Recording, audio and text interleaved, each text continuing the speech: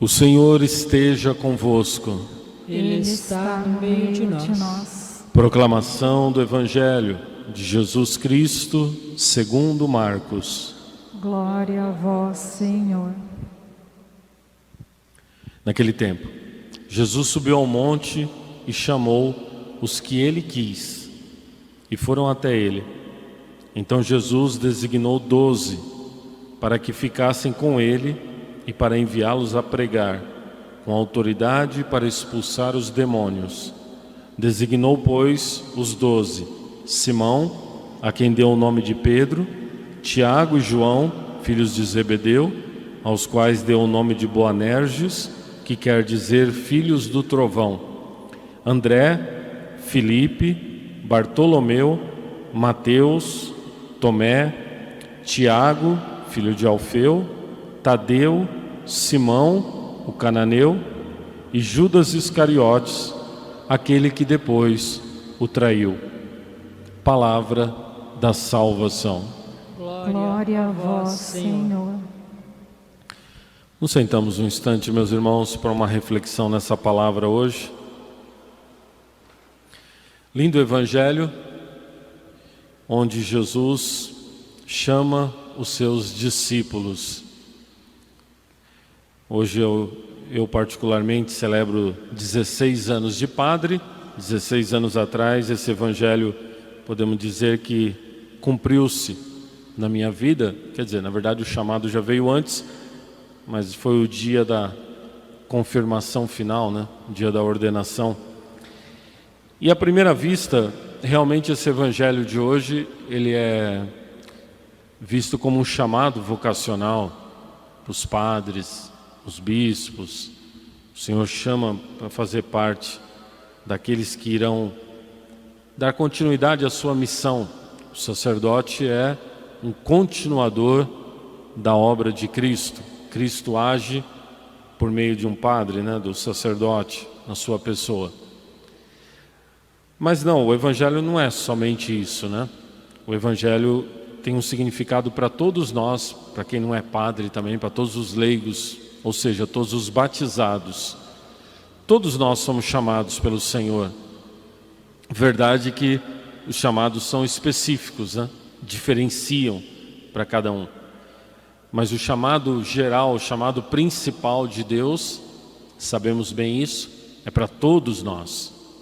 Todos nós somos chamados para seguir Jesus, para entrar num caminho de salvação, para quando terminar o nosso tempo de vida nesse mundo, nós entrarmos no céu.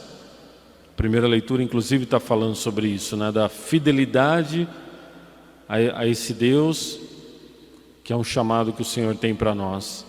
Então, nosso chamado é chamado à santidade, sem o qual, diz a palavra de Deus, ninguém vai poder ver a Deus, ou seja, não vai poder entrar na eternidade, que é a contemplação da presença de Deus. Então esse chamado, meus irmãos, é para todos nós, chamado para nós seguirmos a Jesus.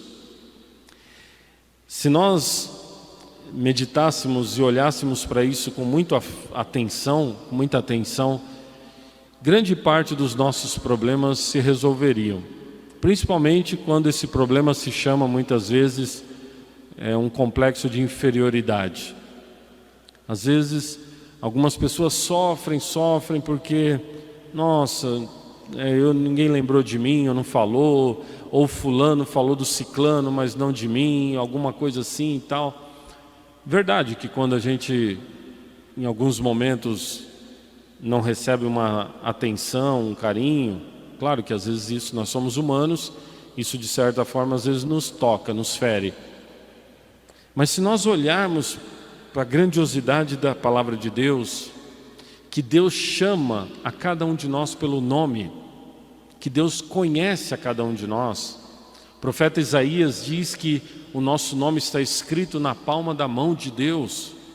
No dia do nosso batismo foi anotado. Hoje a lista aqui dos chamados é pequena, são os 12 discípulos.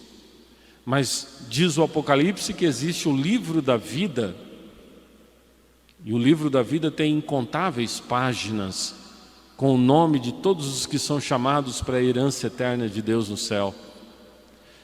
Se nós pararmos para pensar que Deus me conhece pelo nome, que Deus me chama para Ele, me chama para conhecê-lo, para amá-lo, para segui-lo, nunca teria no nosso coração espaço para um complexo de inferioridade, para uma situação de lamúria. Pode até ser aquele momento ali um momento que algo nos machucou, mas logo nós levantaríamos a cabeça, daria a volta por cima e pensaria: não, mas eu sou amado por Deus, eu sou muito amado por Deus, Deus me chamou.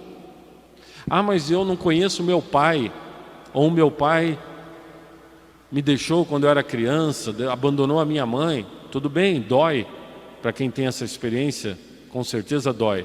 Mas aí pensando que Deus me ama, que Deus me chamou, que eu vim para esse mundo por um chamado de Deus, supera isso.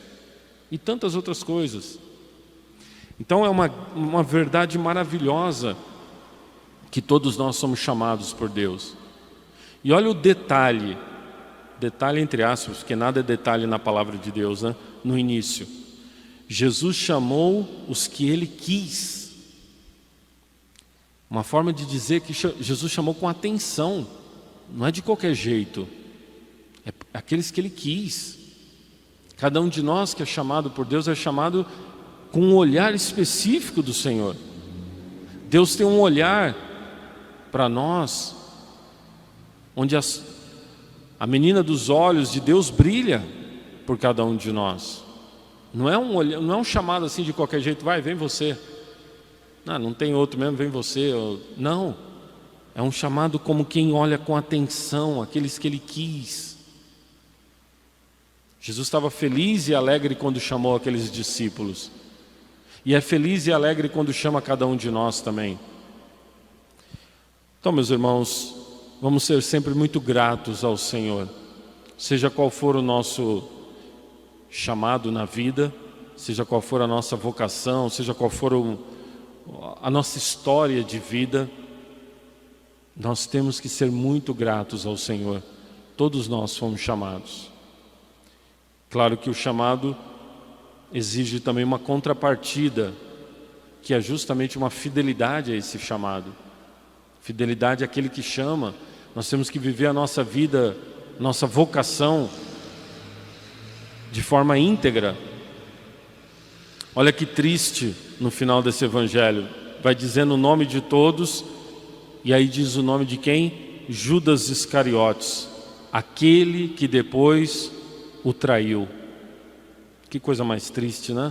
Judas foi chamado por amor. O olho de Jesus também brilhou por Judas. A menina dos olhos de Jesus brilhou quando Ele chamou Judas. E no entanto, mais tarde Jesus o abandona e trai o Senhor. Então o chamado, o amor de Deus chama-nos também a uma contrapartida, de sermos cristãos autênticos, de sermos católicos, cristãos que realmente entendem isso, entendem a grandiosidade do seu chamado. Louvado seja nosso Senhor Jesus Cristo.